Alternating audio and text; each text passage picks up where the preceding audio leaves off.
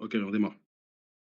إن الحمد لله نحمده ونستعينه ونستغفره ونعوذ بالله من شرور أنفسنا ومن سيئات أعمالنا من يهد الله فلا مضل له ومن يضلل فلا هادي له وأشهد أن لا إله إلا الله وحده لا شريك له وأشهد أن محمدا عبده ورسوله يا أيها الذين آمنوا اتقوا الله حق تقاته ولا تموتن إلا وأنتم مسلمون يا أيها الناس اتقوا ربكم الذي خلقكم من نفس واحدة وخلق منها زوجها وبث منهن رجالا كثيرا ونساء واتقوا الله الذي تساءلون به والأرحم إن الله كان عليكم رقيبا يا أيها الذين آمنوا اتقوا الله وقولوا قولا سديدا يصلح لكم أعمالكم ويغفر لكم ذنوبكم ومن يطيع الله ورسوله فقد فاز فوزا عظيما ربي اشرح لي صدري ويسر لي أمري واحلل عقدة من لساني يفقهوا قولي ثم ما بعد السلام عليكم ورحمة الله وبركاته. La famille, comment allez-vous?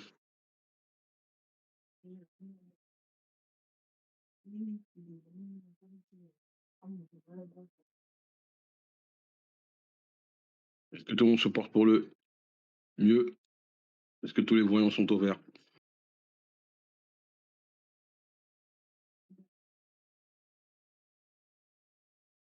Alhamdulillah, Rabbil Alamin. Bah, moi, ça va très bien, hein. Comme pour la plupart d'entre vous le savent, je suis actuellement au Sénégal, dans le pays d'origine, depuis le 8. Donc, surtout en plus, moi, cette période, hein, le Sénégal a remporté la CAN. Donc, Alhamdulillah, Rabbil Alamin. On a vu l'effervescence des gens et on la voit encore. Alhamdulillah. Donc, quand on rentre à la maison mère, ça fait toujours du bien.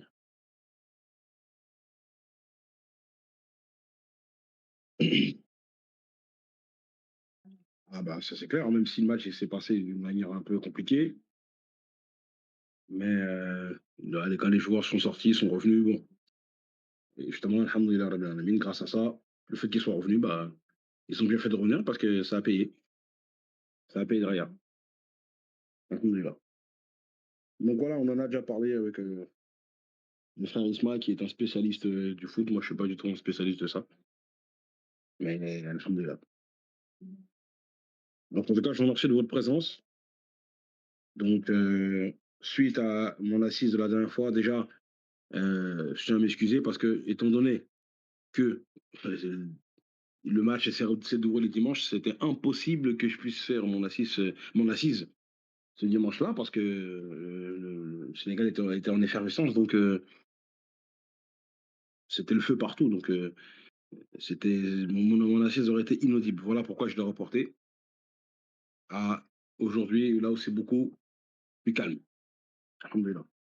Mais normalement, cette assise, j'étais censé la faire ce dimanche-là. Donc voilà, la famille. Donc, faisant suite à l'assise que j'avais faite précédemment, et ben voilà, c'est un autre thème. C'est le même thème en fait, mais c'est sur un autre personnage. Donc, vous savez que je suis habitué, moi, à gérer beaucoup ce qui est interreligieux. Donc, voilà pourquoi j'aborde encore le sujet du saint prophète Aïssa alayhi salatu wassalam, donc, qui est communément appelé dans le monde Jésus-Christ. En fait, je veux faire une série de certains personnages. Et bien sûr, comme nous sommes des musulmans, nous prenons les personnages pieux, que nous considérons comme étant des musulmans, des gens qui ont été divinisés malgré eux. Donc, le deuxième volet ici, c'est pour parler de Jésus-Christ, qui, comme nous le savons, nous les musulmans, a été divinisé par les chrétiens malgré lui. Bible et Coran sur table. Ça, c'est une évidence. Donc, on va commencer, Inch'Allah. Et comme la charité bien ordonnée commence par soi-même, oui, bien sûr, on peut parler de sa mère, c'est pareil. Mais bon, c'est beaucoup plus sur Jésus que les chrétiens se sont. Eux, ils disent clairement que Jésus est Dieu. Les chrétiens, les catholiques, hein, parce que c'est les catholiques qui sont concernés principalement, sur la Vierge Marie, ils disent pas que c'est une divinité, mais étant donné qu'il l'invoque et qu'il lui demande des choses, bah, c'est- ils l'ont pris en divinité sans le savoir, ou consciemment ou inconsciemment. C'est un peu plus compliqué ou subtil, hein, pour la Vierge Marie. Quand on leur demande, ils savent très bien que c'est pas une divinité. Mais par contre, pour Jésus, il y a des chrétiens, ils sont clairs, hein. La plupart des chrétiens sont clairs que oui, Jésus est Dieu. Ça, c'est clair, ça. D'accord. Voilà, donc les catholiques et les orthodoxes. Donc, comme la charité bien ordonnée commence par soi-même, tu peux t'occuper du bot, ma soeur Mariam, la Kofeki, à notre frère. Comme la charité bien ordonnée commence par soi-même, je vais commencer par nos sources, hein, à nous. Bougez pas, hein, juste je vérifie quelque chose.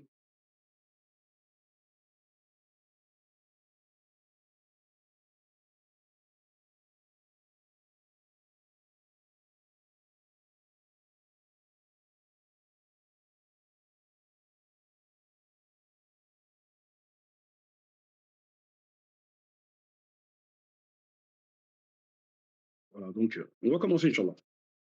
Juste je vérifie quelque chose. Ah, le frère Laracine va s'en occuper alors. C'est là, frère Laracine. Inch'Allah, on va commencer bah, la plus grande preuve du Coran qui montre que Aïssa alayhi salam a été divinisé malgré lui. C'est Sourate 5, Sourate Al-Maïda, versets 116 à 118 que nous cessons de donner. Donc on va commencer par ça, Inch'Allah. Donc si tu peux mettre Sourate 5, versets 116 à 118. Ah, bah, ouais. Donc à 118, hein. Donc les 117 et 118.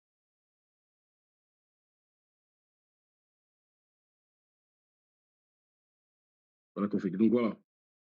Donc ici, Allah il dit au prophète Mohammed, hein, rappelle-leur le moment, donc ici ça fait allusion à Yom Al-Qiyam, rappelle-leur le moment où Jésus, fils de Marie, où Allah dira à Jésus, fils de Marie, est-ce toi, donc est-ce toi Jésus, qui a dit aux gens, prenez-moi ainsi que ma mère, que sa mère aussi est impliquée, non, prenez-moi ainsi que ma mère pour deux divinités en dehors d'Allah. Et la réponse de Jésus, elle est catégorique et foudroyante. Il dira, Jésus, gloire et pureté à toi. Donc la gloire et la pureté, Jésus la remet à qui? La remet à Allah subhanahu wa ta'ala, comme on le verra dans la Bible. Il ne m'appartient pas de déclarer ce que je n'ai pas le droit de dire. Vous vous rendez compte de cette parole? C'est-à-dire qu'il dit lui-même qu'il n'a même pas le droit de dire cette parole. Si je l'avais dit, certes, tu l'aurais su. S'il avait dit ça, rien n'échappe à Allah, Allah il sait. Toute chose, eh ben Allah l'aurait su directement. Avant même que Jésus même ne le dise. Et la suite, qu'est-ce que Jésus dit? Tu sais ce qu'il y a en moi et je ne sais pas ce qu'il y a en toi. Tu sais ce qu'il y a en moi. C'est-à-dire qu'ici, Jésus veut dire que ça ne m'a même pas traversé l'esprit. Ça ne m'a même pas effleuré l'esprit de vouloir que les gens me divinisent. C'est normal, c'est un message d'Allah. Comment un être humain qui reçoit la parole du Créateur, le Créateur l'interpelle et fait de lui l'établi prophète, et c'est ce prophète-là lui-même après va vouloir qu'on le divinise. C'est impossible.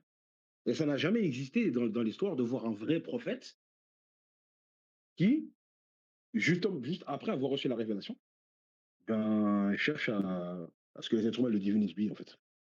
Un prophète, déjà de lui-même, il a la crainte d'Allah. Alors, c'est impossible que lui-même, après, il va trahir ce pacte qu'il a avec Allah, cette allégeance qu'il a avec Allah pour demander à ce que venez me diviniser moi. Que celui qui fait ça, c'est quelqu'un qui craint par Allah. Or, les prophètes, le propre des prophètes, c'est qu'ils ont la crainte d'Allah déjà. Ça, c'est sûr et certain. D'accord. Excusez-moi. J'arrive tout de suite.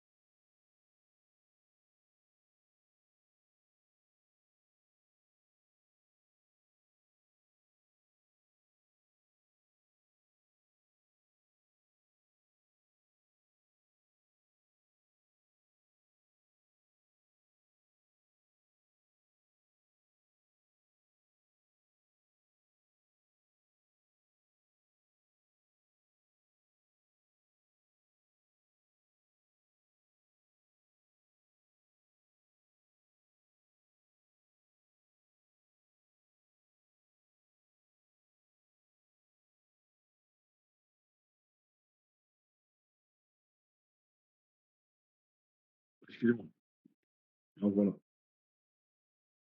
Donc je disais que quand on lit ce passage-là, on voit clairement que la première réponse du Christ, elle est claire. Jamais de la vie, ça lui a traversé l'esprit de déclarer une telle chose. Donc ensuite, il dit, tu es le grand connaisseur de tout ce qui est inconnu. Ça, on sait, on fait le renvoi avec le verset 109 de la même sourate, où tous les messagers diront la même chose. Quand Allah il va interpeller les messagers pour leur demander de rendre compte de leur mission, qu'est-ce qu'on vous a répondu? Bah, au verset 109, ils répondent tous bah, en fait, on ne sait pas, quoi, c'est toi qui sais. Ensuite, Jésus il répond, il continue à répondre, il dit quoi, verset 117? Je ne leur ai dit que ce que tu m'avais commandé de dire. On fera aussi le lien avec un passage biblique. Et à savoir quoi? Adorez Allah, mon Seigneur et votre Seigneur. Et ensuite, Jésus dit, je fus témoin contre eux, c'est-à-dire contre les enfants d'Israël, aussi longtemps que je fus parmi eux. Puis quand tu m'as rappelé, c'est toi qui fus leur observateur attentif. Et tu es témoin de toutes choses. Tu es témoin de toutes choses. C'est Allah subhanahu wa ta'ala qui est témoin de tout ce que les êtres humains peuvent faire. Et verset 118, ce qui montre que ce n'est pas Jésus qui donne la récompense ou le châtiment décisif, il dit, si tu les châties, donc ceux qui ont fait du shirk, si tu les châties, ils sont tes serviteurs. Et si tu leur pardonnes, c'est toi le puissant, le sage. D'accord? Donc, ici, ça c'est clair. Ce passage coranique, il devrait inquiéter les chrétiens. Mais étant donné que les chrétiens ne croient pas au Saint-Coran, à jamais de la vie, vous avez, jamais de la vie, ils vont se remettre en cause. En tout cas, malheureusement, pour la plupart d'entre eux. Hein. D'accord? Pour eux, le Coran est faux, donc forcément, ce passage-là aussi est faux, malheureusement. D'accord? Donc ici, c'est clair. Jésus, le jour de la résurrection, il, il va clairement se désavouer de toute responsabilité de ces chrétiens-là qui ont fait quoi? Ils l'ont divinisé. C'est ça le problème. D'accord? Donc ça, c'est le premier élément.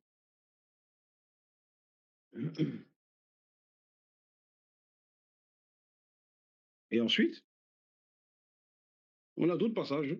Enfin, on a un autre passage qui est très intéressant aussi.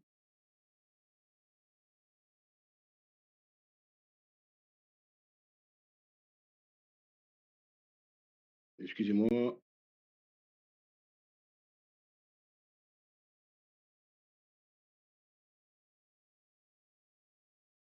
Avant de vous citer ce hadith-là,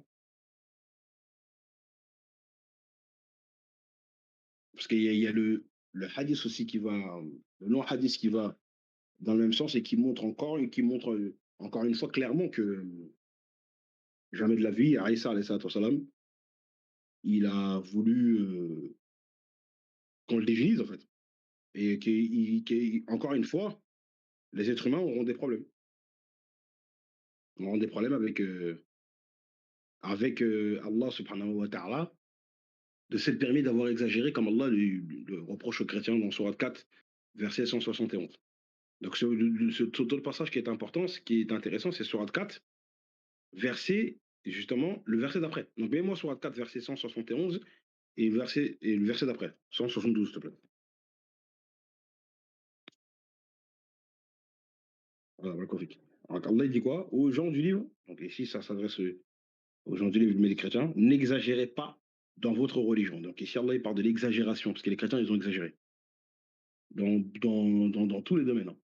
Avec Jésus, ils ont exagéré partout. Sur les sacrifices, ils ont exagéré. Sur la personne de Jésus, ils ont exagéré.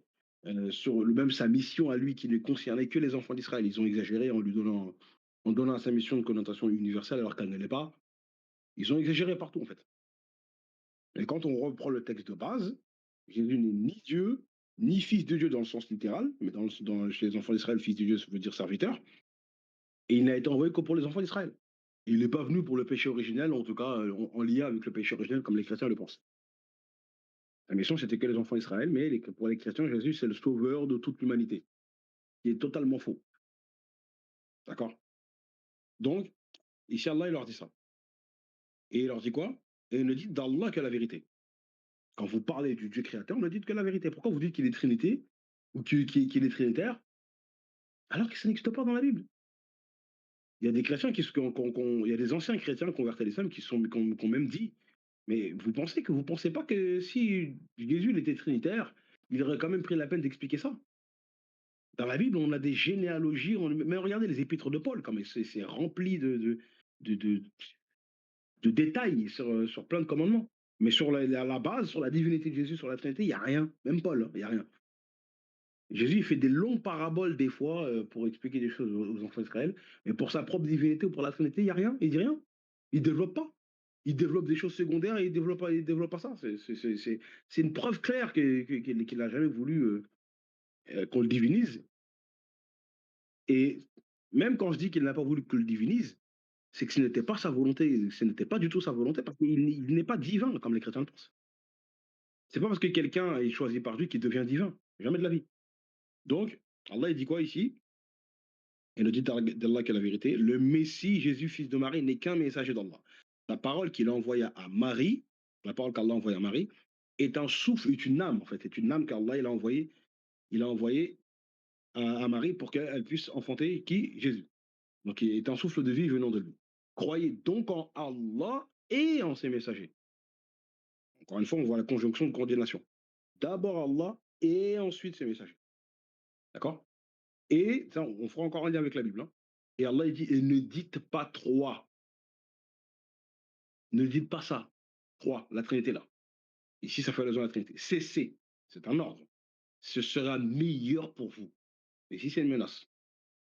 Allah n'est qu'un Dieu unique. Et pourtant, c'est ce que Jésus enseigne, hein, mais les chrétiens le savent, mais ils ont rajouté. Il est trop glorieux pour avoir un enfant. Allah, il n'a pas besoin d'avoir un enfant. Il est au-dessus de ces besoins-là. Allah est au-dessus de tout besoin. Allah n'a aucun besoin. C'est à lui qu'appartient tout ce qui est dans les cieux et sur la terre, et Allah suffit comme protecteur. Allah il suffit comme protecteur. Pas besoin d'aller chercher un autre protecteur que lui. Pourtant, Jésus a montré un exemple dans la Bible. Quand il a eu des problèmes, il s'est retourné vers le Dieu créateur, selon leur texte biblique. Il s'est pas retourné vers quelqu'un d'autre, hein. Et le verset 172, qui est encore lié avec le sujet, il est dit quoi? Jamais le Messie ne trouve indigne d'être un serviteur d'Allah. Jamais le Messie ne trouvera que c'est indigne de servir le Créateur. Tout simplement. Et ni les anges rapprochés de lui, et ceux qui trouvent indigne de l'adorer, et sans feu d'orgueil, il les rassemblera tous vers lui. Donc la première phrase du verset 172 est claire pour montrer que on voit encore ici Allah il appuie sur la niya, l'intention de qui? De Jésus. Il ne trouvera jamais indigne d'être un serviteur. Comment voulez-vous que quelqu'un qui soit serviteur d'Allah ait dans son intention l'envie que les êtres humains le divinisent, alors que lui-même il est serviteur du Dieu créateur? Vous voyez, ça n'a pas de sens. D'accord? Donc ça, c'était pour donner la base de notre croyance, le Coran al-Karim. D'accord? Maintenant, quand on va dans un hadith qui est très intéressant, vous connaissez le hadith où les êtres humains, Yom al-Qiyam, quand ils se retrouveront dans une situation compliquée, ils iront voir chaque prophète. Ce hadith-là, vous le connaissez. Quel est le premier prophète que les êtres humains iront voir? C'est qui?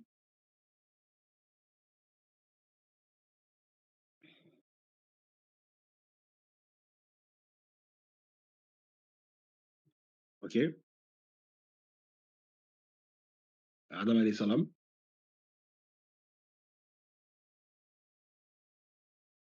Le deuxième prophète, c'est lequel? Mettez-moi son nom. Le prophète comme.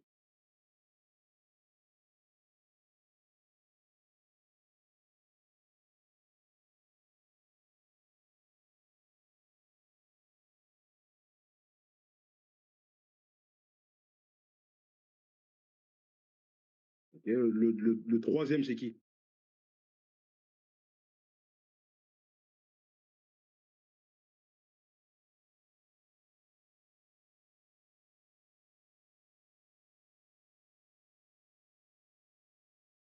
Ok? Ensuite, le quatrième, c'est lequel?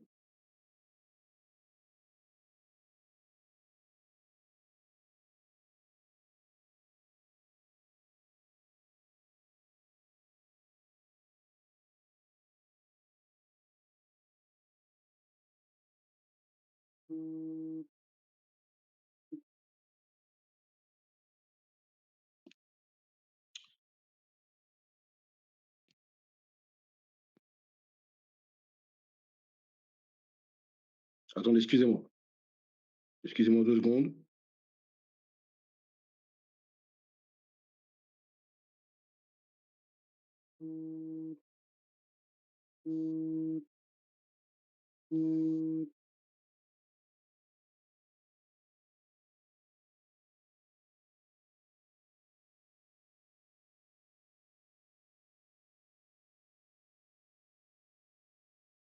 Ok, est-ce que vous m'entendez toujours là? Parce que comme j'ai reçu un appel, ça a coupé.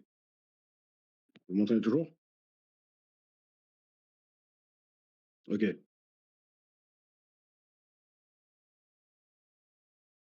Donc, donc voilà, donc, le premier prophète qu'ils iront voir, c'est qui? Adam, le deuxième, Nuh, alayhi salam. Donc Adam, alayhi salam, Nuh, alayhi salam. Ensuite, après Noé, Nuh, Ibrahim, alayhi salam. Ensuite, Moussa, alayhi salam. Et après Moussa, ils iront voir qui? Et juste après Moussa, c'est quel prophète qu'ils vont voir?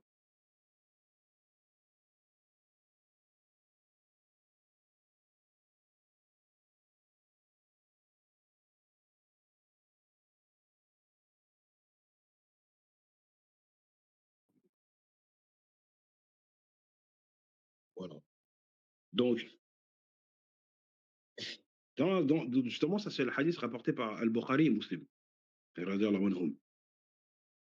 Il y a 2 versions, d'accord, qui se complètent. C'est-à-dire que dans la première version, quand les êtres humains vont voir Jésus, il leur dira quoi? Il leur dira, je ne peux pas intercéder pour vous, allez voir qui? Allez voir Mohammed alayhi salam. Et il ne mentionnera aucun péché. Il ne mentionnera il ne mentionnera pas qu'il aura commis un péché. Mais dans une autre version, qu'est-ce que Aïssa il dit? Il dit aujourd'hui, je ne peux pas intercéder. Les gens ont pris ma personne comme divinité en dehors d'Allah. Donc c'est-à-dire qu'il leur dira ces 2 choses-là en fait. C'est pas une contradiction par rapport aux 2 sources, c'est-à-dire qu'il y a une source qui nous rapporte qu'il leur a dit je ne peux pas vous aider, il n'aura pas développé, et dans l'autre, on nous dit qu'il a dit cette parole-là. Donc c'est-à-dire qu'en fait, en gros, il renvoie les gens en leur disant je ne peux pas vous aider, allez voir Mohammed. Pourquoi? Parce que moi, les gens m'ont divinisé et je vais devoir rendre des comptes devant Allah subhanahu wa ta'ala, comme on le voit justement dans Surat 5, quand Allah va le quoi? Va l'interroger, est-ce que c'est lui qui a enseigné aux hommes de l'adorer lui sa mère? Donc on voit ici, dans cette parole, l'intention que Jésus il avait, c'était simplement de guider les gens vers Allah subhanahu wa ta'ala et non qu'on le divinise lui-même. Vous comprenez? Les gens m'ont pris pour une divinité. Il va bien dire c'est les gens qui l'ont fait, c'est pas moi. C'est pas moi qui a dit aux gens de m'adorer. C'est terrible ça. Donc on voit encore son intention. Il n'avait absolument pas l'intention à ce que les gens le prennent pour une divinité. D'accord? Donc maintenant, pour en rentrer encore plus dans le sujet, les chrétiens nous ont présenté les évangiles, le Nouveau Testament comme étant ses paroles à lui, même si il y a des paroles qu'on prend avec des pincettes, puis même des paroles qu'il aurait dit qu'on n'accepte pas, comme étant authentiques. Mais les chrétiens prennent leur propre texte pour nous dire, oui, regardez, dans la Bible, dans le Nouveau Testament, Jésus s'est présenté comme une divinité, ou alors il est Dieu. Ben, on va regarder l'intention qu'il avait dans leur propre texte à eux. D'accord? Donc, quand on prend maintenant les évangiles que eux-mêmes nous ont présentés, bah, on prend simplement déjà la prière hein, que Jésus enseigne dans Matthieu chapitre 6, à partir du verset 9 jusqu'à 13. Regardez qu'est-ce qu'il dit, Jean Confik. Donc Jésus leur dit quoi? Voici donc comment vous devez prier. Il dit ça aux enfants d'Israël. Notre Père qui est aux cieux. Donc dans l'islam aussi, nous avons aussi ce hadith-là qui existe dans nos sources, légèrement différent. Donc notre Père qui est aux cieux. Il n'a pas dit aux gens de dire notre Jésus qui est aux cieux. Notre Père, notre Créateur. C'est ça le sens du mot créateur dans la Bible, comme on l'a toujours dit. Notre Père qui est aux cieux. Que ton nom soit sanctifié, que ton règne vienne, que ta volonté soit faite sur la terre comme au ciel. Regardez toutes ces louanges-là, et toutes ces suprématies, elle est donnée à qui? Au Père. Et c'est Jésus qui enseigne aux enfants d'Israël de prier comme ça. Donne-nous, encore donc ici, même regardez la composition, elle est comme la Fatiha. Hein. D'abord le droit du Créateur et ensuite après on demande des choses pour nous. Donne-nous aujourd'hui notre pain quotidien. Pardonne-nous nos offenses. Donc on demande à qui de pardonner? Au Dieu créateur. On ne demande pas à Jésus de pardonner. C'est pas Jésus à qui les chrétiens doivent demander qu'il leur pardonne leurs péchés. Pourtant, malheureusement, ils le font. Hein. Pardonne-nous nos péchés, comme nous aussi nous pardonnons à ceux qui nous ont offensés. Ne nous enduis pas en tentation, comme à la fin de Surat al-Baqarah. Dernier verset de Surat al-Baqarah, c'est ce qui est dit pour les musulmans. Et délivre-nous du malin. On demande au Dieu créateur de nous délivrer du shaitan. C'est, regardez comment Jésus termine cette prière. C'est à toi le Père, qu'appartient tout, qu'appartient dans tous les siècles, dans tous les siècles. Quoi? Qu'est-ce qui appartient au Père? Le règne, le fait de régner. Pourtant, les chrétiens disent que c'est Jésus qui règne.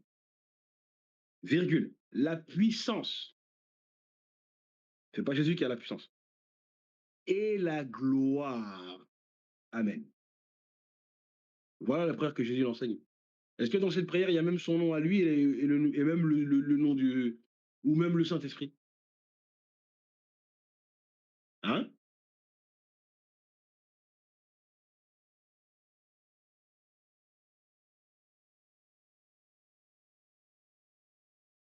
Voilà. Il n'y a que le Père.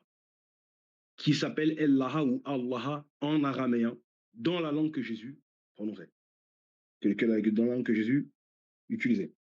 D'accord? Donc si Jésus il voulait qu'on le prie lui, qu'on l'adore lui, etc., il aurait dit, mais dites notre Jésus qui est aux cieux, tout simplement. Mais il y a même pas allusion à lui. Vous vous rendez compte? Dans la prière. Voilà. OK? Donc ça, c'est un premier élément. On va prendre Marc chapitre 12, versets 28 à 34. Inch'Allah. Regardez ce passage là aussi qui est frappant.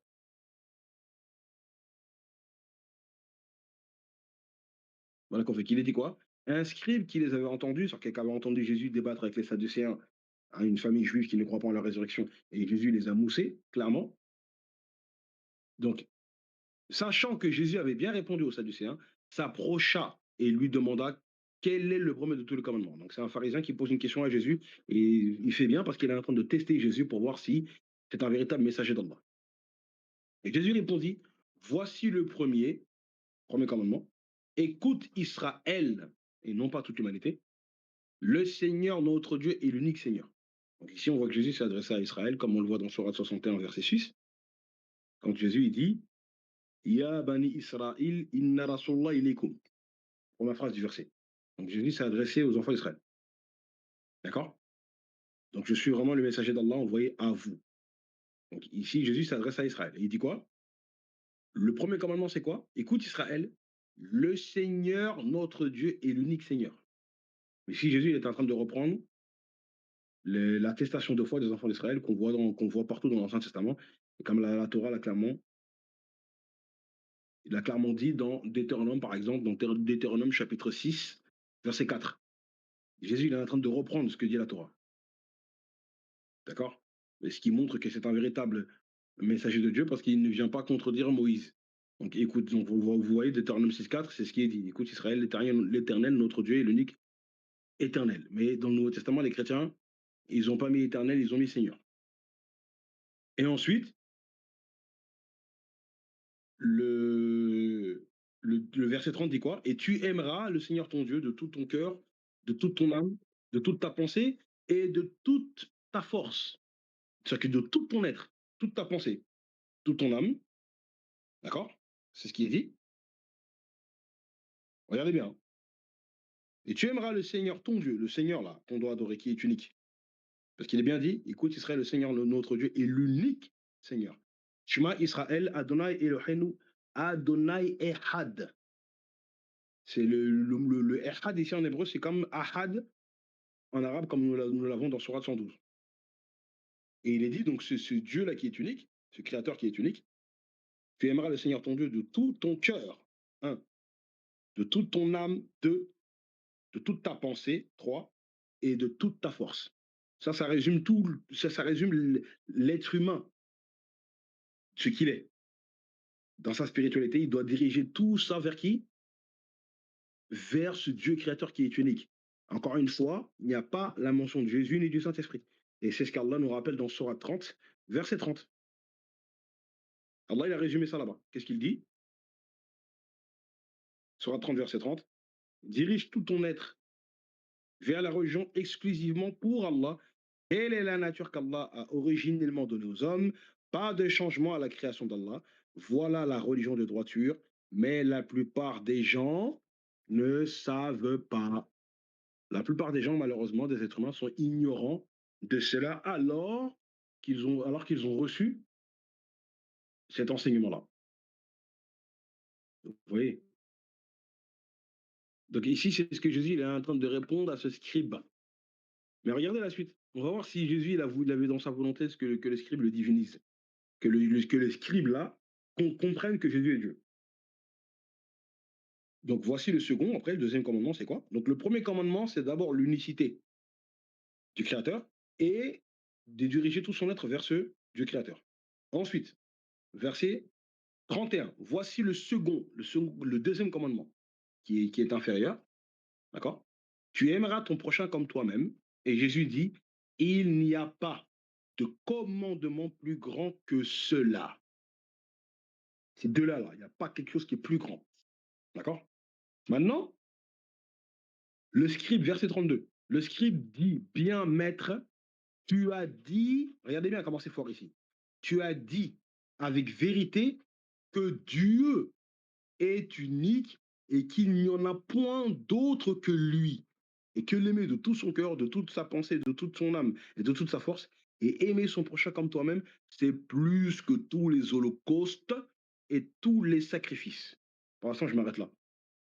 La réponse que les scribes donnent là, il a compris que Jésus était en train d'appeler les gens à l'adoration du Dieu unique et de concentrer toute notre attention sur ce Dieu-là, sur ce créateur-là.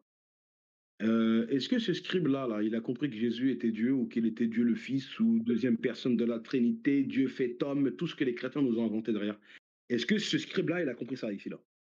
C'est la question que je vous pose. Répondez tous, Barakofikum. Regardez bien la réponse du scribe. Est-ce que ce scribe a compris que Jésus était Dieu ici?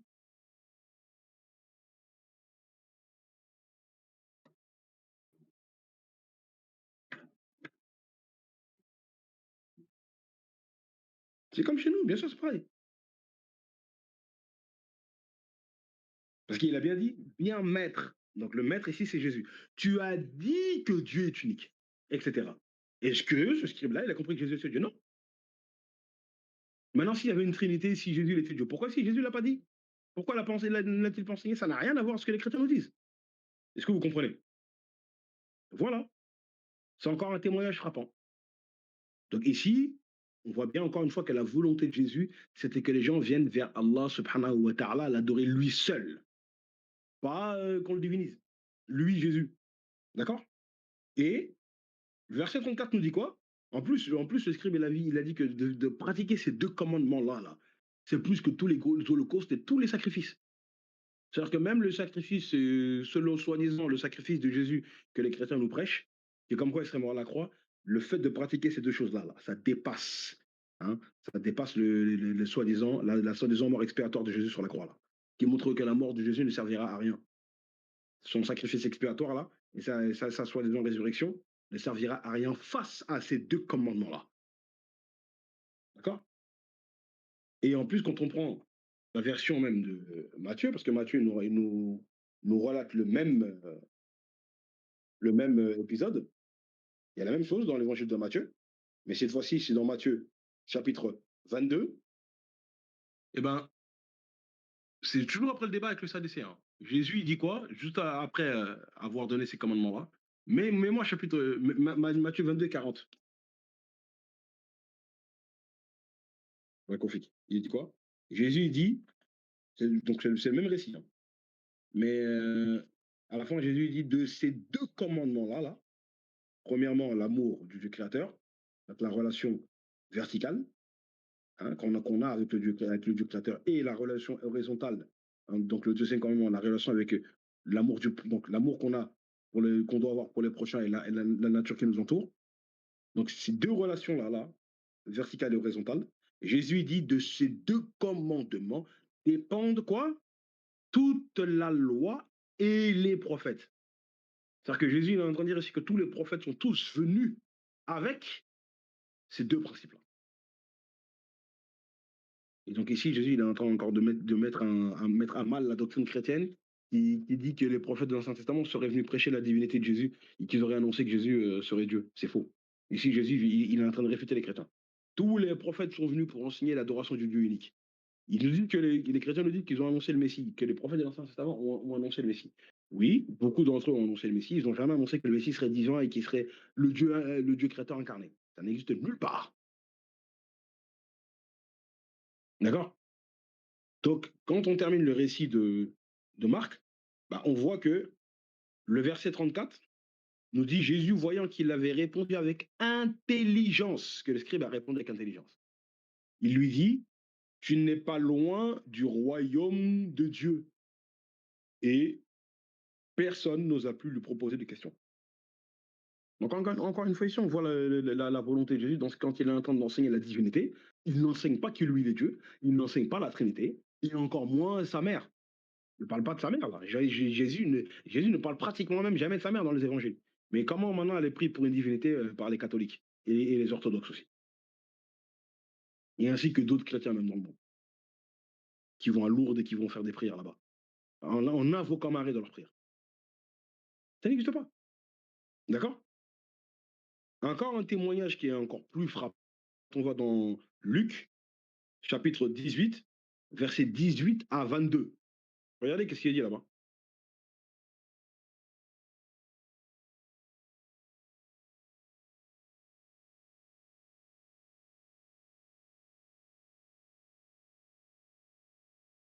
Et après, on va aller dans Jean 11, Inch'Allah. Donc, Luc, chapitre 18, versets 18 à 22.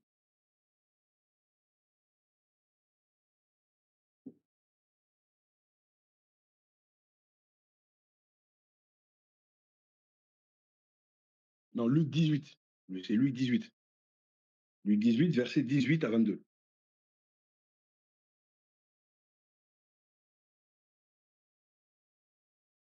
Voilà, on a compris. Il dit quoi? Un chef interrogea Jésus. Donc, quand on lit un chef, on comprend que c'est naturellement soit un scribe ou soit un pharisien. Interrogea Jésus et dit bon maître. Il a vu que Jésus était quelqu'un de bon. Il a dit bon maître. Que dois-je faire pour hériter quoi? La vie éternelle. Donc, il n'y a pas plus, absolu comme question. Parce que le fait d'adorer Allah subhanahu wa ta'ala, comme il se doit, c'est ça aura conséquence de quoi? Qu'on ait la récompense de la vie éternelle. Le salut, ici, c'est la question de salut. Comment je fais pour aller avoir la vie éternelle? C'est-à-dire pour avoir le salut. La vie éternelle, c'est après la mort. Donc la question ici, elle est clairement posée. Regardez ce que Jésus répond. Donc il a qualifié Jésus de bon. Mais Jésus lui répondit, pourquoi m'appelles-tu bon? Il n'y a de bon que Dieu seul. Regardez cette réponse. Il n'y a de bon que Dieu seul. Takbir.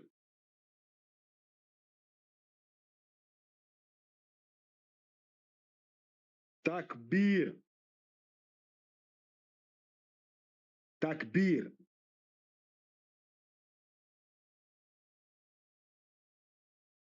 Quand on lit des versets comme ça, on se demande comment les chrétiens ont fait pour tomber dans un égarement profond jusqu'à les diviniser. Vous vous rendez compte? La personne a qualifié Jésus de bon. Jésus refuse simplement qu'on le dise bon maître. Regardez l'humilité du Christ, qui est pour Dieu aujourd'hui par les chrétiens. Maintenant, la question qu'il faut se poser, quelqu'un qui n'accepte pas qu'on l'appelle bon, simplement bon, alors que Jésus était bon. Tous les prophètes d'Allah étaient bons, tous. D'accord. Même s'il n'y a pas plus bon que le prophète Mohammed alayhi salam, en termes de prophète. Mais la question que je vous pose, quelqu'un qui n'accepte pas qu'on l'appelle simplement bon maître, qu'on le qualifie de bon, quelqu'un qui n'accepte pas ça, acceptera-t-il d'être appelé Dieu? Acceptera-t-il cela?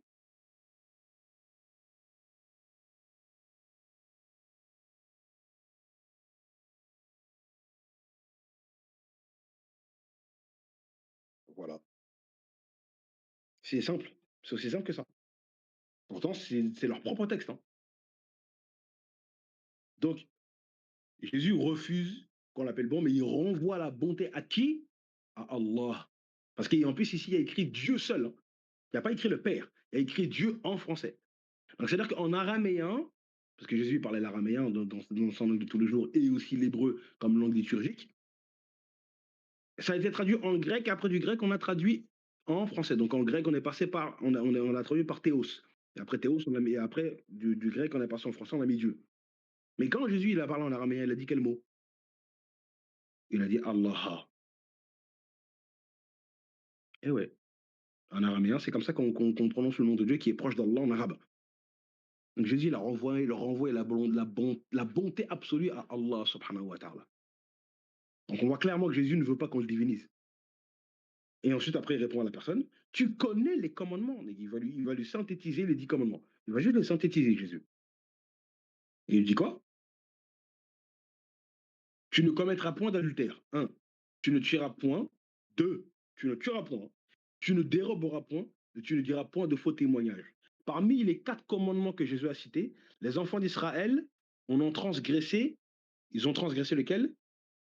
Deux, tu ne tueras point. Or, les chrétiens donc les chrétiens nous disent que Jésus a été tué. Donc les évangiles nous disent que Jésus a été tué. Et tu ne porteras pas de faux témoignages. On voit que Jésus, quand on prend la version de Marc et de Matthieu pendant le jugement de Jésus, d'accord, dans Matthieu 26 et dans Marc 14, que les scribes et les pharisiens, ils étaient en train de chercher un faux témoignage pour amener la sentence de mort sur Jésus, pour que Jésus soit déclaré comme coupable et comme passible de la peine de mort. Ils ont fait 2 péchés ici que Jésus a interdit. Jésus dit, pour avoir la vie éternelle, tu ne dois pas faire ces choses-là. Regardez bien, c'est une catastrophe, hein. Même si c'est pas le sujet. Mais Jésus dit, pour avoir la vie éternelle, tu ne dois pas faire quoi? Donc je prends 2 commandements parmi les 4 qu'il a cités. Pour témoignage, tu ne dois pas le faire et tu ne dois pas tuer. Les chrétiens nous disent qu'il a fallu passer par ces 2 péchés-là pour avoir le pardon de nos péchés. Qu'est-ce que je vous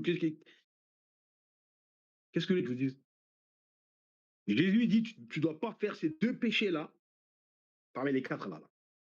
Tu dois pas faire ces 2 péchés-là pour avoir la vie éternelle. Mais les chrétiens nous disent qu'il a fallu faire ces 2 péchés-là pour avoir la vie éternelle.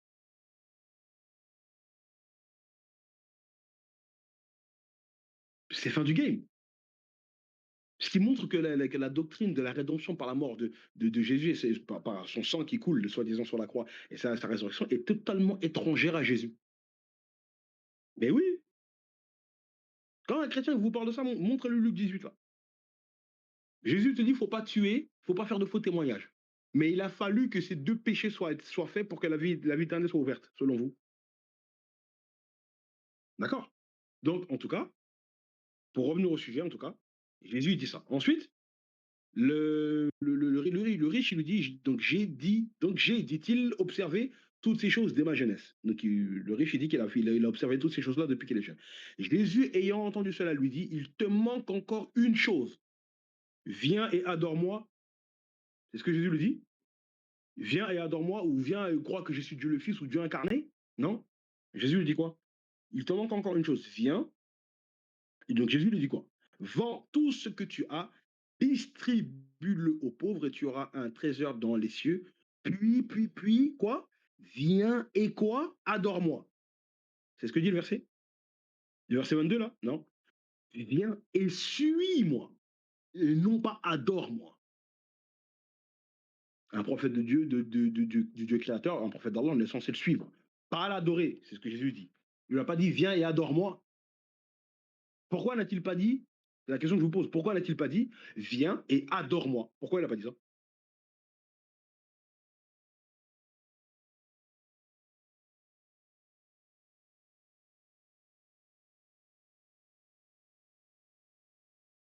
Hmm.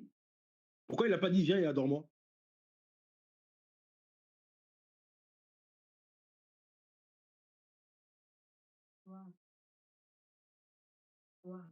Ouais, ouais, Mariam, c'est Marc 14, hein, quand Jésus il se fait arrêter. Marc 15, c'est la crucifixion, et Marc 16, c'est la résurrection. Voilà. Donc si Jésus il avait l'intention qu'on l'adore, il aurait dit viens et adore-moi, tout simplement. Mais c'est pas ce qu'il a dit. D'accord? Encore une fois, on va prendre un autre passage qui montre clairement, encore une fois, que Jésus-Christ n'avait nullement l'intention à ce que les gens le prennent pour une divinité. On va prendre Jean, l'évangile de Jean, chapitre 10, à partir du verset 30 jusqu'au verset 30, 36. Voilà, voilà qu'on fait. Donc les chrétiens, ils prennent toujours le verset 30 ici. Moi et le Père, nous sommes un. Ils prennent pas ce qu'il a dit avant, d'accord? Et même pas ce qu'il a dit après. Alors que pour comprendre cette parole, il faut juste prendre les deux versets précédents. Le verset 28 et 29, qui ne sont pas littérales. La main de Jésus, la main du Père. Et la main du Père et la main du Fils sont dans le but que les croyants qui croient en Jésus ne s'égarent pas du droit chemin. Voilà pourquoi Jésus dit au verset 30, moi et le Père, nous sommes un. Comme je n'ai cessé de l'expliquer ici. Et tout chrétien qui m'a cité ce passage-là, quand on lui a montré le contexte, il a commencé à comprendre qu'en fait Jésus n'a pas voulu dire ça. C'est une mauvaise compréhension de leur part. Mais pourquoi j'ai commencé à partir du verset 30? C'est que le verset 31 et 32 nous dit quoi? Le verset 30, 31 nous dit alors les Juifs prirent de nouveau des pierres pour le lapider. Les chrétiens, ils aiment bien s'apesantir sur la quoi? Sur la réaction des Juifs. Jésus leur dit je vous ai fait voir plusieurs bonnes œuvres venant de mon Père et non pas de moi. Pour laquelle me lapidez-vous? Le verset 33 nous dit les Juifs lui répondirent ce n'est point pour une bonne œuvre que nous te lapidons, mais pour un blasphème. Et parce que toi, qui es quoi? Un homme, donc ils savent que c'est un homme, tu te fais Dieu. Donc ici, clairement, les Juifs ici qui ne croient pas en lui, hein, qui sont des incrédules, ne croient pas en Jésus, ils accusent Jésus de se diviniser à cause de la parole qu'il a dite, moi et le Père, nous sommes un. Les chrétiens ici, qui aiment bien prendre ce passage, vont dire, bah ici, Jésus s'est divinisé quand il a dit, moi et le Père, nous sommes un, et les Juifs ont compris qu'il était en train de se diviniser. Donc, ils ont raison, ils ont bien compris. Mais si vous prenez la suite, regardez que Jésus, oui, Jésus, qu'est-ce qu'il fait? Jésus, il réfute. Il réfute la compréhension des Juifs. Ils prennent jamais la suite, les chrétiens. Subhanallah. Et certains qui prennent la suite, ils vont même déformer ce que Jésus a dit. Jésus leur dit quoi? Jésus leur répondit, verset 34, n'est-il pas écrit dans votre loi, j'ai dit, vous êtes des dieux. Ici, Jésus cite le psaume, chapitre 82, verset 6, où, dans le contexte du psaume 82, quand on remonte au verset 1, ici, le Dieu créateur est en train de s'adresser au juge d'Israël, le Sanhédrin. Il les blâme parce qu'il ne juge pas, il juge pas correctement. Et au verset 6, il leur dit, j'avais dit, vous êtes des dieux, et vous quoi? Vous êtes tous des fils du Très-Haut. Donc vous êtes en même temps des dieux et en même temps des fils de Dieu. D'accord? Donc le verset 1 ici nous dit quoi? On nous dit que Dieu se tient dans l'assemblée de Dieu, il juge au milieu des dieux. Voilà qu'on fait que, pour avoir mis le verset 1. Donc ici, les dieux, c'est qui? C'est une manière de parler. C'est pour dire qu'ils sont des dieux dans le sens que Dieu leur a mis en eux le pouvoir de juger le peuple d'Israël avec la parole de Dieu, la Torah. C'est pour ça qu'il leur dit, vous êtes des dieux. C'est que vous avez l'autorité de juger avec la parole de Dieu, de juger le peuple. Mais vous n'êtes pas des dieux littéralement. C'est pour ça que le verset 7, le verset juste après le verset 6, qu'est-ce qu'il dit? Mets le verset 7, s'il te plaît. C'est pour dire que même ce passage-là, il est verrouillé. Il y a, il y a, il y a, il y a, il y a un garde-fou qui dit quoi? Cependant, vous mourrez comme des hommes, vous tomberez comme un prince quelconque. Tout simplement. Donc Jésus, qu'est-ce qu'il fait? Pourquoi Jésus leur cite ce passage-là? Il leur cite ce passage-là pour leur dire, mais attendez, vous êtes surpris que je vous dis que moi et le Père, nous sommes un. Or, ici, les Sanhédrines, donc le Sanhédrin, lui-même, il est un avec Dieu parce qu'il est en train de juger avec les paroles de Dieu d'autres êtres humains. Donc, il est un avec Dieu dans ce sens-là. Donc ici, Jésus il est en train de citer ce passage-là, alors il leur dit, mais n'est-il pas écrit dans votre loi, j'avais dit, vous êtes des dieux? Et le verset 35 dit quoi? Si elle a appelé Dieu ceux à qui la parole de Dieu a été adressée. La parole de Dieu, elle a été adressée à des personnes. Si Jésus était déjà lui-même la parole de Dieu, il n'aurait pas dit ça. Moi, la parole de Dieu, je me suis adressé à eux. Parce que les chrétiens, ils pensent que Jésus, il est la parole de Dieu à cause du prologue, du premier chapitre de l'évangile des gens qui ne comprennent pas. Donc, Jésus leur dit, si elle a appelé, Jésus leur dit quoi? Si elle a appelé Dieu ceux à qui la parole a été adressée, et si l'écriture ne peut être anéantie, le verset 36, Jésus dit quoi? Celui que le Père a sanctifié un et envoyé dans le monde, vous lui dites tu blasphèmes. Donc vous dites que je blasphème alors que moi j'ai été envoyé et sanctifié par Dieu. Et vous dites que je blasphème, pourquoi? Et cela parce que j'ai dit, je suis le Fils de Dieu. Jésus, il a expliqué la parole qu'il a dit au verset 30. Rappelez-vous toujours de ça. Le verset 36, Jésus explique le verset 30. Moi et le Père, nous sommes un. Il a voulu leur dire, je suis le Fils de Dieu parce que je suis un avec lui dans sa volonté. Je fais qu'accomplir sa volonté. C'est Jésus lui-même qui leur explique. J'ai pas voulu vous dire que je suis Dieu. J'ai voulu vous dire que je suis le Fils. Et comme je vous dis que je suis le Fils de Dieu, vous dites que je blasphème. Et c'est à cause du fait qu'il a dit qu'il était le Fils de Dieu, comme on le voit lors de son procès, c'est à cause de ça qu'il a été condamné à mort, parce qu'il a dit qu'il était le Fils de Dieu, c'est-à-dire le Messie. Et on lui répète même quand il est sur la croix. Il a dit qu'il est le Fils, donc on va voir si Dieu va le sauver. Donc ici, Jésus il a réfuté clairement le fait d'être Dieu. C'est clair, hein, on n'invente rien. Vous comprenez?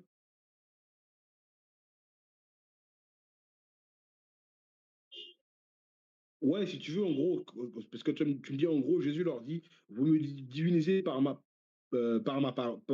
à ma parole, vous divinisez aussi. C'est pas vous, vous divinisez aussi, mais la parole de Dieu a appelé les scribes et les pharisiens, les sacrificateurs, donc le tribunal juif.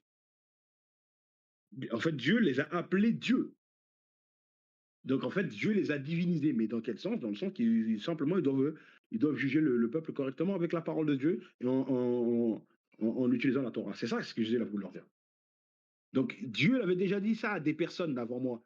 Donc moi, j'ai le droit aussi de dire cette parole-là parce que j'ai le même statut que eux et je suis même au-dessus d'eux. Parce que Jésus, il est au-dessus de tout être humain de son époque. Il est au-dessus du sacrificateur, etc. Il est au-dessus de Jésus, il est au-dessus de tout le monde, c'est le Messie. Il est au-dessus. Il est au-dessus d'eux. Donc j'ai le droit de dire cette parole-là, parce que justement, Dieu a fait de moi le Messie et son Fils. C'est ça ce qu'il a voulu dire. Mais il n'a pas voulu leur dire, je suis Dieu. Non.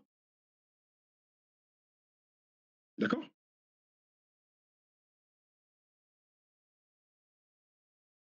Oui, c'est ça, Marianne.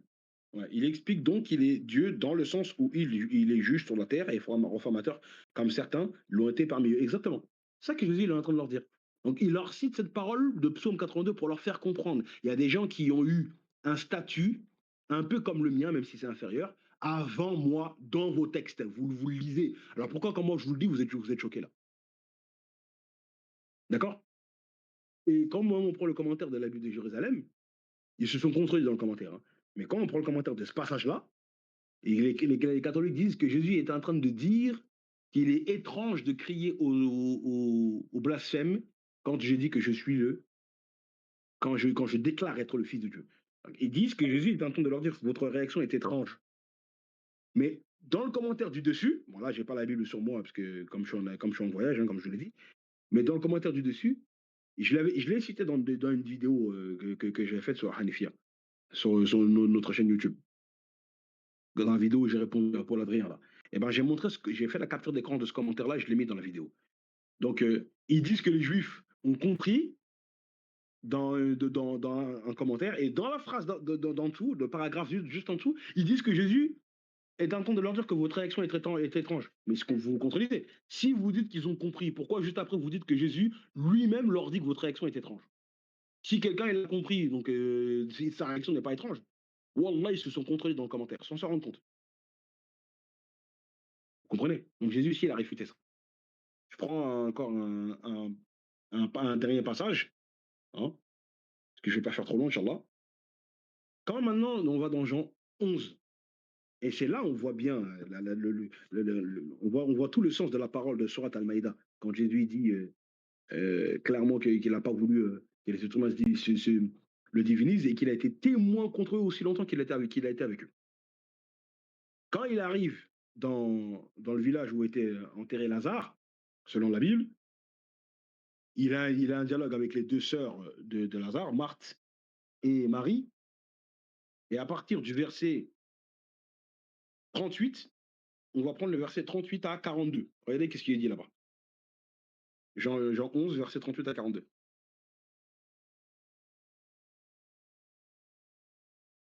Euh, Bah, si tu veux, je te répondrai là, je répondrai à ta question. Donc là, on fait ça, après je réponds à ta question, frère, que par rapport au passage de Luc 5, verset 20 à 24. Sur Donc, on nous dit quoi? Jésus, frémissant de nouveau à son esprit, donc quand on est en train de l'amener au tombeau, se rendit au sépulcre. C'était une pierre, donc c'était une grotte où une pierre était placée devant. Mais là, je suis même obligé de vous mettre ce qui est même dit avant. Parce que quand on prend le verset 33, mets-moi le verset 33 et 35, s'il te plaît, du même chapitre. Regardez.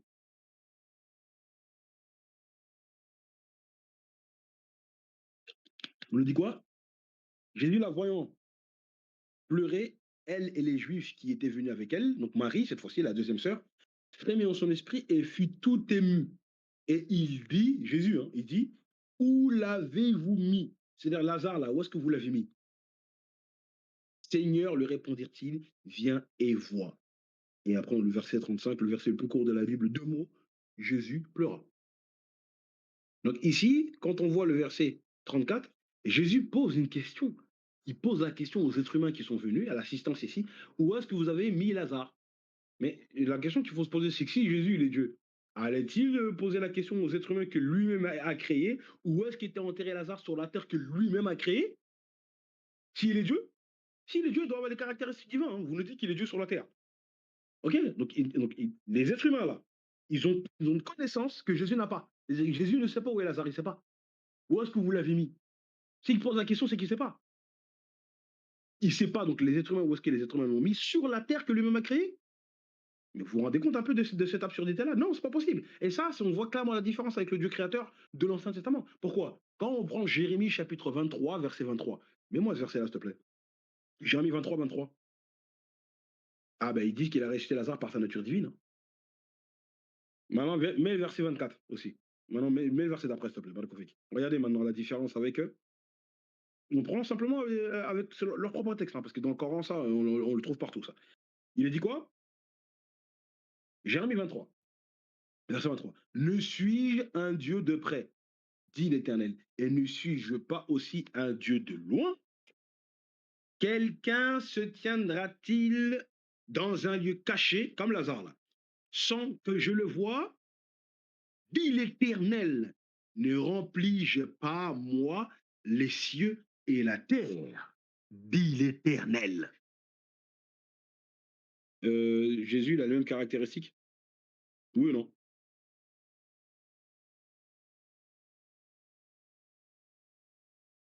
Hum.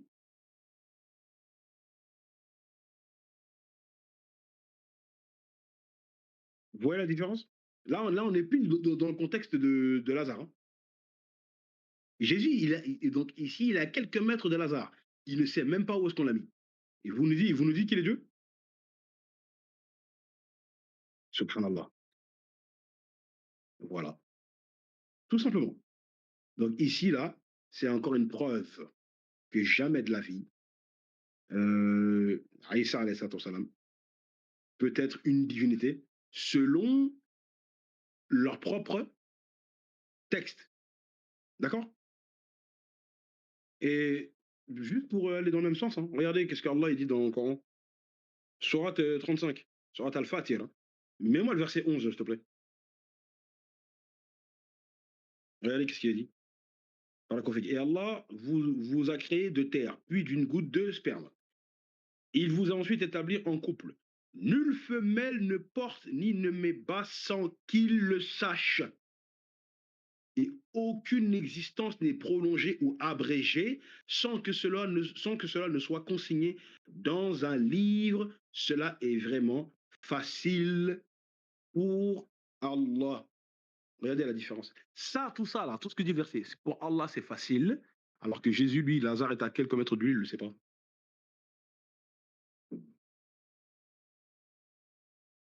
Voilà. On fait comment, là? Est-ce que Jésus, c'est la divinité du Coran? C'est la divinité du Coran? Non. Est-ce que c'est la divinité même de la Bible?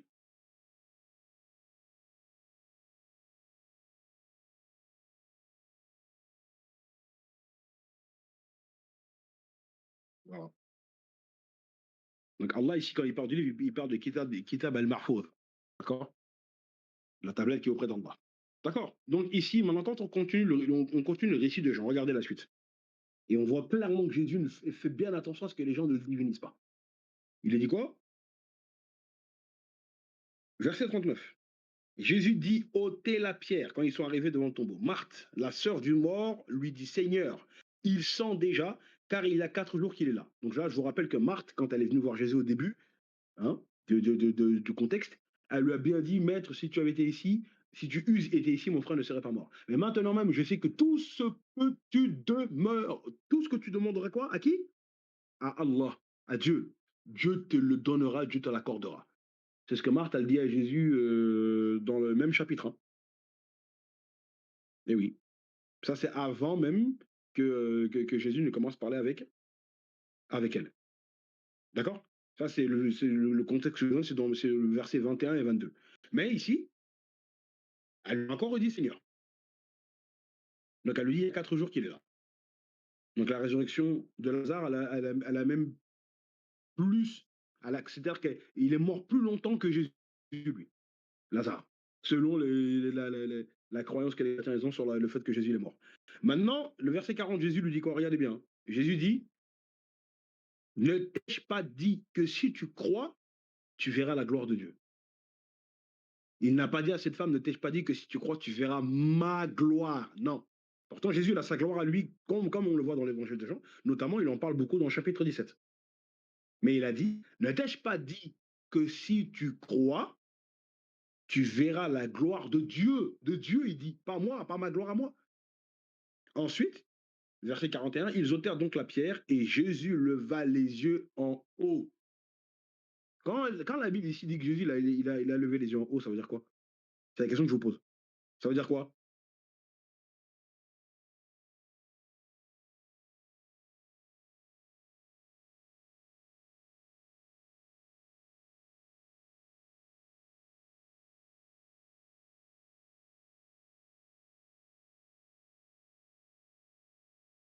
Hmm. Il a levé les yeux. Regarde bien requête. Jésus leva les yeux en haut, c'est-à-dire qu'il a regardé le ciel. Ça veut dire quoi, requête? Elle rend l'âme. Comment ça, elle rend l'âme, la racine?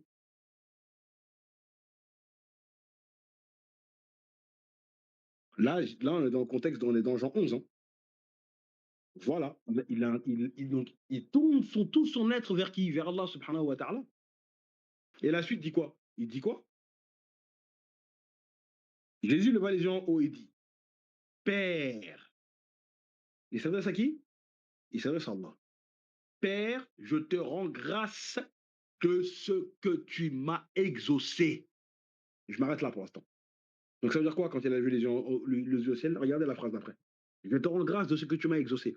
Je te rends grâce de ce que tu m'as exaucé, ça veut dire quoi? Demandez à un chrétien, vous bloquez sur ça. Qu'est-ce que Jésus veut dire? Je te rends grâce de ce que tu m'as exaucé.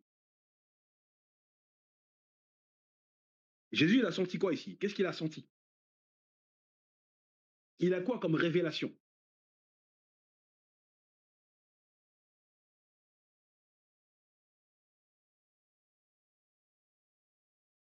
Dites-moi rapidement. Oui, c'est ça, bien sûr, c'est une invocation.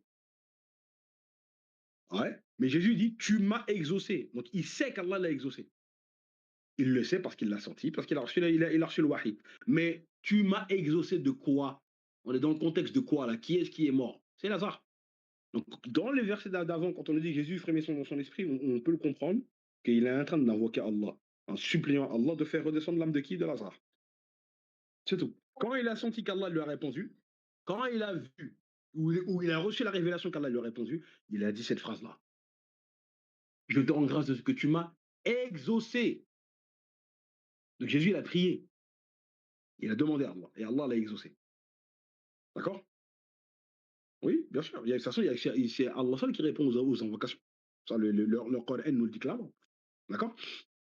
Et on a bien vu la prière que Jésus a enseignée tout à l'heure, dans Marc 6. Donc il dit quoi? Verset 42. Pour moi, je savais que tu m'exauces toujours. Donc lui, il sait, ça c'est la certitude d'un prophète. Tu m'exauces toujours. Ça remet encore une fois en cause Gethsemane, quand où là, il a exaucé, il a prié le Père d'une manière encore plus intense que ici, là, pour lui-même. Mais selon les chrétiens, le Père ne leur a pas répondu en conformité à ce qu'il voulait. Et la réponse qu'il donne le lendemain, quand il est soi-disant sur la croix, démontre clairement qu'il n'a pas été exaucé. Mais ici, Jésus dit: je sais que tu m'exauces toujours. C'est une contradiction. Donc, pour moi, je savais que tu m'exauces toujours. Mais, pourquoi Jésus il parle ici, il parle comme ça? Mais j'ai parlé à cause de la foule qui m'entoure. Il y a beaucoup de gens qui sont là. J'ai parlé à cause de la foule qui m'entoure, afin qu'ils croient quoi? Que je suis leur Dieu venu sur terre sous forme humaine, leur Dieu incarné, ou Dieu le Fils, 100% homme, 100% Dieu, etc. Non, Jésus dit: afin qu'ils croient que c'est toi, Dieu le Père, qui m'a envoyé. Et Jésus dit ça avant même d'appeler Lazare pour que Lazare sorte. Maintenant, s'il te plaît, mets le verset 43 et 44. Il a fait ça exprès, il a dit ça, il l'a parlé avant. Donc il a mis un garde-fou. Jean 11, verset 43-44. Voilà, Barakofik. Et ayant dit cela, il cria d'une voix forte: Lazare sort. Et le mort sortit, les pieds et les mains liés, et le visage enveloppé d'un linge. Jésus leur dit: déliez-le et laissez-le aller. Donc la question maintenant qu'il faut se poser, déjà, qui est-ce qui a ressuscité le mort? C'est la question que je pose. Est-ce que c'est Jésus lui-même de son propre pouvoir, ou c'est Allah qui a donné le pouvoir à Jésus, qui a répondu à la prière de Jésus pour ressusciter Lazare? C'est la question que je vous pose.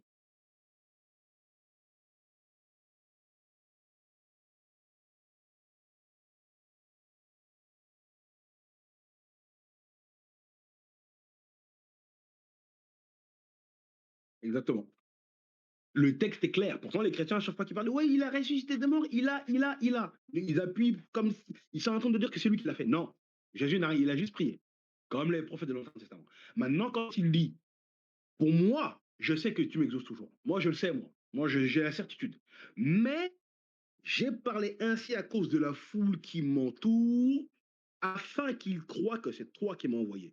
L'intention, l'ania de Jésus, c'est quoi? Que les gens le prennent pour Dieu, ou que les gens croient, les enfants d'Israël qui sont témoins de la résurrection. L'ania de Jésus, c'est que veut-il que les gens le divinisent, ou veut-il que les gens croient qu'il est envoyé par Allah? C'est quoi ça, Nia? C'est la question que je vous pose. Qu'est-ce que Jésus veut ici?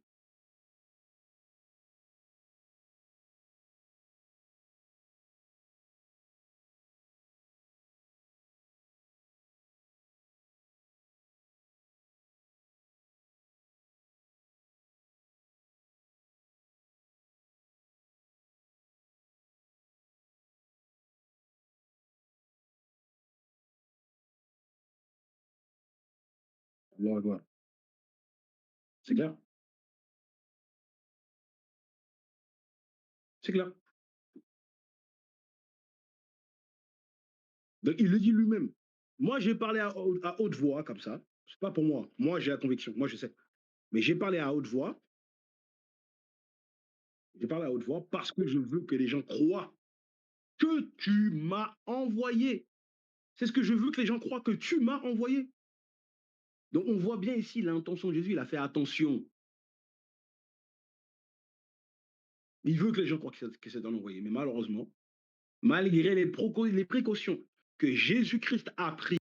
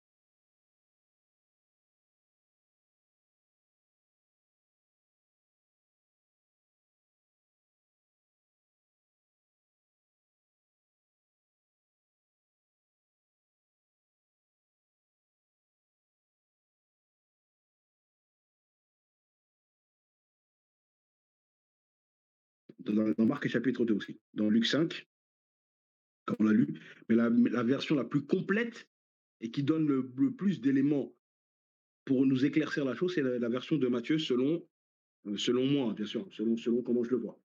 Pourquoi? Donc, on nous dit que Jésus l'a dit aux paralytiques. Le texte nous dit Jésus voyant leur foi. C'est la foi que lui, il a qui fait que ses péchés lui ont été pardonnés. Et la foi en que Jésus est qui? D'accord? Regardez la suite. Donc, il dit, mon enfant, tes péchés te sont pardonnés. Il n'a pas dit, je te pardonne tes péchés. Non, tes péchés te sont pardonnés. Dans quel sens? Nous, les musulmans, nous dirons que c'est dans le sens qu'il a la révélation d'Allah subhanahu wa ta'ala que Allah lui pardonne. Je lui pardonne à lui parce qu'il s'est repenti. Il est paralysé, il est paralytique. Il vient à toi, Jésus, toi, mon serviteur. Comme il vient à toi, il croit en toi, il croit que tu es mon Messie, et ben je lui pardonne rien que pour ça. Ça, c'est un. Donc tes péchés te sont pardonnés. Jésus n'a pas dit je te pardonne. OK? Ensuite, les chrétiens aussi se sont appuyés sur la parole des scribes et des pharisiens qui ont dit que c'est un blasphème qui peut pardonner les péchés si ce n'est Dieu. Et les chrétiens en plus disent mais comment Jésus sait ça? Parce que le texte nous dit Jésus, sachant par son esprit, d'accord, que la pensée des scribes et des pharisiens. Or, quand on voit dans l'Ancien Testament, il y a des prophètes qui ont des miracles plus impressionnants que cela. On prend simplement le cas, juste pour vous le dire, sans citer forcément le texte, c'est dans le livre des rois. On prend le cas du saint prophète Élisée avec son serviteur Géasi. Quand Élisée avait guéri la lèpre d'un homme riche qui s'appelait Laman, un Perse de mémoire. Non, c'était pas un Perse, un Syrien, je crois. Je pense que c'était un homme de Syrie. La Syrie, il me semble, hein, que je me souvienne bien. En tout cas, le prophète Élisée a guéri un homme, d'accord, qui était atteint de la lèpre. Maintenant, son serviteur Géasi, le serviteur du prophète, de saint prophète Élisée, alayhi salam, eh ben, lui, il a triché, il a fait croire que ouais, c'était bien un homme de Syrie, hein, c'était bien un Syrien. Il a fait croire que parce que lui, Naaman, il a voulu donner des cadeaux à Élisée pour le remercier d'avoir guéri sa lèpre en lui disant tu vas rentrer dans l'eau. Hein, tu vas rentrer dans le fleuve et tu vas te plonger 7 fois dans le Jourdain.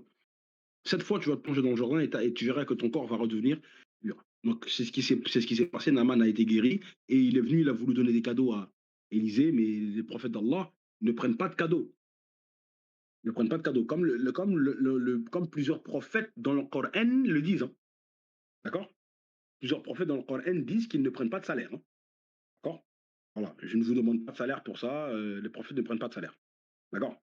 Donc, il a refusé. Mais Géasi, le serviteur d'Élysée, lui, il a triché et il a fait croire à la finale que finalement, finalement, il avait changé d'avis, Élysée, qu'il a pris le salaire. Et donc, il a été châtié pour ça. Mais quand Élysée était en train de lui parler, je vous donne juste le passage. Hein. Mets-moi, s'il te plaît, aux 2 Rois, chapitre 5, versets 25 à 27. C'est une catastrophe, ce passage. Hein.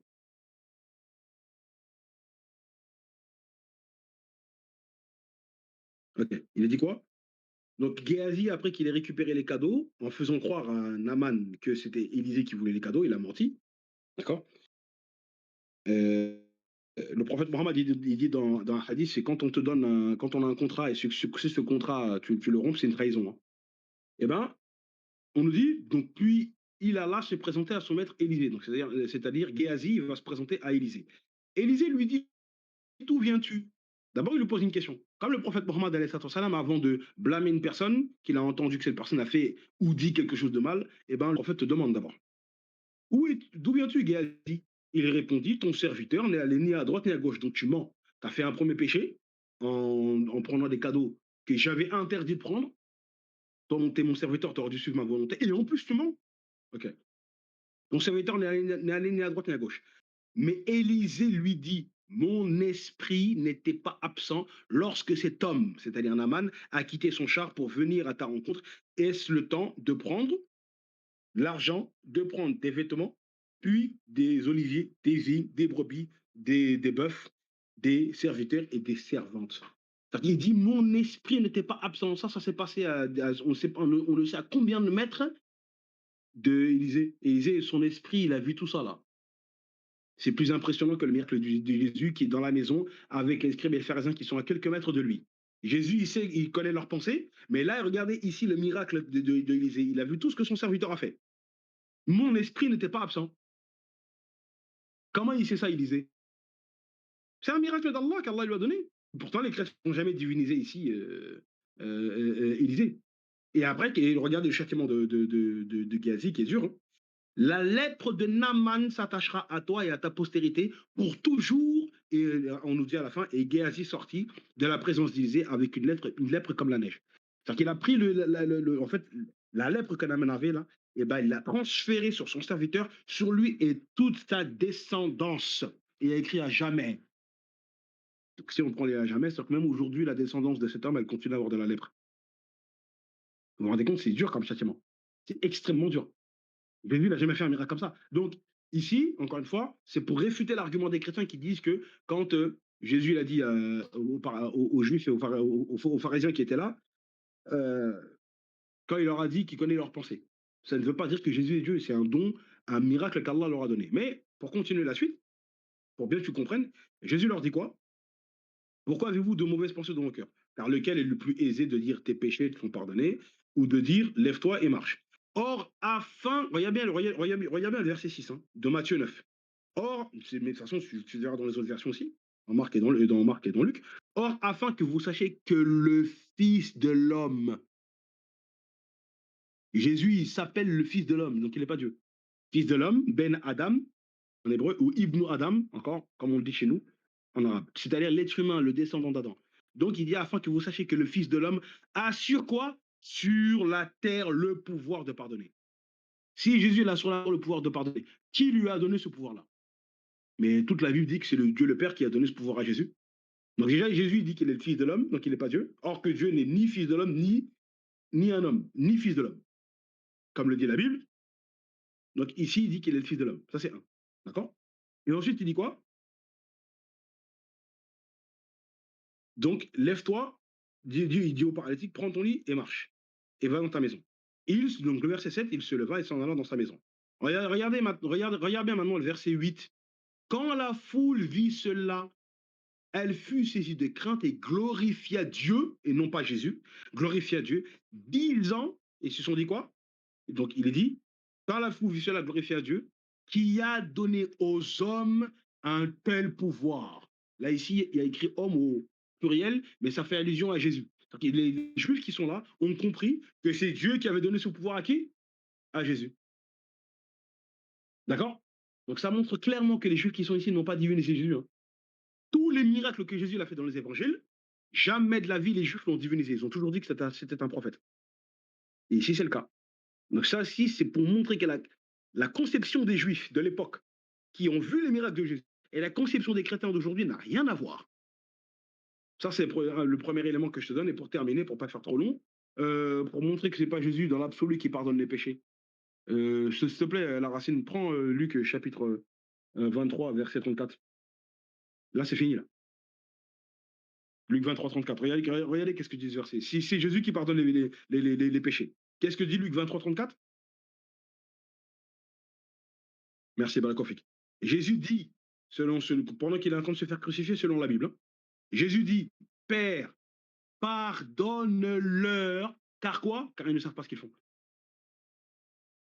Si c'est Jésus lui qui pardonne les péchés, pourquoi lui-même, quand on est en train de pécher contre lui selon la Bible, il dit pas je vous pardonne, mais il demande à Allah de leur pardonner ce qu'ils sont en train de faire. C'est celui qui pardonne les péchés. Tu vois? Ça n'a pas de sens. Donc ça, c'est la preuve irréfutable que c'est pas lui qui pardonne les péchés. Et les apôtres aussi pardonnent les péchés, comme on le voit dans Jean chapitre 20, hein, à partir du verset 22, quand on nous dit que Jésus il a soufflé sur eux, et puis il leur a dit à partir du verset 22 et 23, hein, mais Jean 20, 22, 23, s'il te plaît. Jean chapitre 20, verset 22 et 23. Voilà, regarde ce passage-là. Après, il souffla sur eux et leur dit recevez le Saint-Esprit. Ceux à qui vous pardonnerez les péchés, ils leur seront pardonnés, et ceux à qui vous le retiendrez, leur seront retenus. Donc Jésus aussi, il dit aux apôtres, vous pardonnez les péchés des gens. D'accord. Mais Jésus il reçoit le fait de pouvoir pardonner les péchés, d'annoncer aux gens que leurs péchés sont pardonnés. D'accord. Mais lui aussi, il dit aux apôtres que vous aussi, vous pardonnerez les péchés. Et ça, nous les musulmans, ça ne nous impressionne pas. Pourquoi? On a combien de hadiths où le prophète Mohammed sallallahu alayhi wa sallam pardonne les péchés? Il a fait ça plus que Jésus. Mohammed, il a annoncé plusieurs fois à ses sahaba, etc., que leurs péchés sont pardonnés. Est-ce que les musulmans ont dit que Mohammed, il était Allah? Non. Il y a plein de hadiths qui nous disent ça. Il dit clairement, Allah t'a pardonné à des sahaba. Il leur annonce leur rentrée au paradis. Vous voyez? Voilà. Donc j'espère avoir répondu à ta question.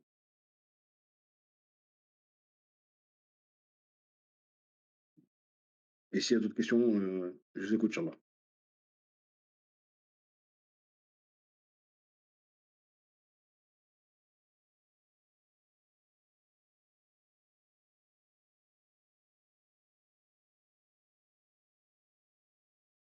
Bien sûr, c'est ça, ouais. Il leur annonce que leurs péchés seront pardonnés ou que leurs péchés ne seront pas pardonnés. C'est ça en gros sens. Exactement, Roquette. La Bible a été interdite d'être lue pendant un bon moment parce que on ne voulait pas que les gens se réveillent. Et c'est certainement avant cette période-là ou même pendant cette période-là qu'on a caché les passages bibliques, comme ils le disent eux-mêmes dans leur note explicative, qu'ils ont retiré des passages avant que le peuple ne lise ces passages-là, parce que justement, ça leur montrer que Jésus n'était pas juste. Hein. Eh oui.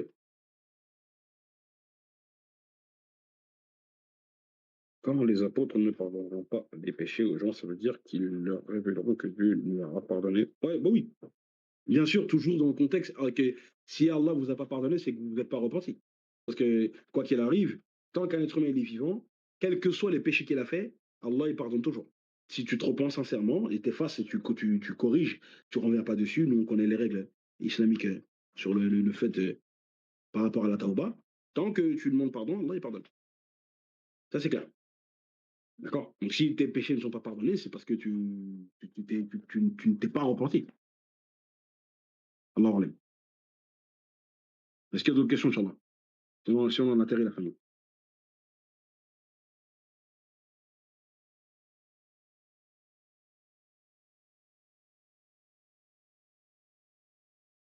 Est-ce qu'il y a d'autres questions?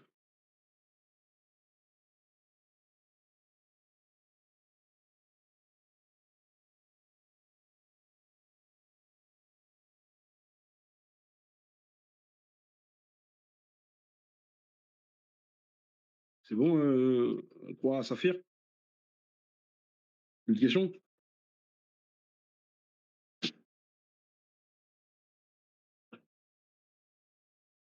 Ouais. Bon, bah écoutez, la famille, je vous remercie de m'avoir écouté, comme d'habitude.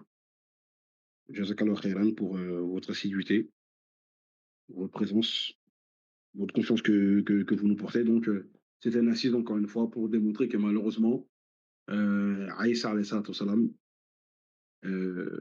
Jésus, n'a pas été considéré comme il aurait dû être considéré. D'accord. Quand tu poses la question de la pasta, tu dis finalement ce ne sont pas étonnants ouais, ouais, ça c'est dans l'histoire, ça. Ça c'est dans l'histoire, ça. Mais si vous voulez, je vous ferai une assise dessus, hein, je vous montrerai ces choses-là. Que c'est historique, hein, qu'il y avait des périodes de la Bible qui étaient interdites d'être lues. Wa fik barakallah, frère Maï. D'accord. Donc déjà, si à partir du moment où tu caches les Écritures, c'est que c'est déjà ça en dit long. Pourquoi tu caches les Écritures? Qu'est-ce que tu caches? Tu veux pas que les gens voient la vérité. Donc ça montre encore une fois que c'est l'Église qui a mis une doctrine et voilà, voulait que les gens reste endormi. Alors que le Coran, justement, il est exposé. C'est tout. Et en plus, c'est en contradiction avec ce qu'Allah subhanahu wa ta'ala, quand Allah il dit bien d'exposer le livre. Hein. Allah il leur a bien dit, il a bien dit aux enfants d'Israël d'exposer le livre. D'accord. Mais les chrétiens, ils ont fait l'inverse. C'est une catastrophe. Je sais pas si je sais pas si on se rend compte de ça en fait.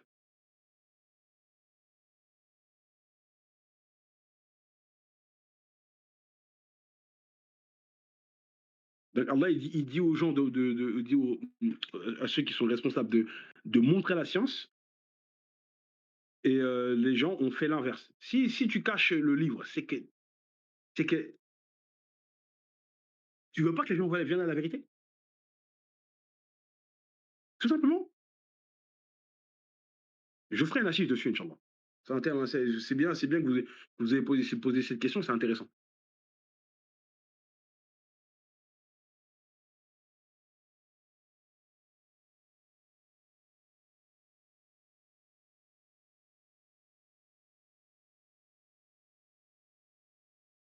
Mais en tout cas, ça me rappelle en tout cas le Coran al-Karim.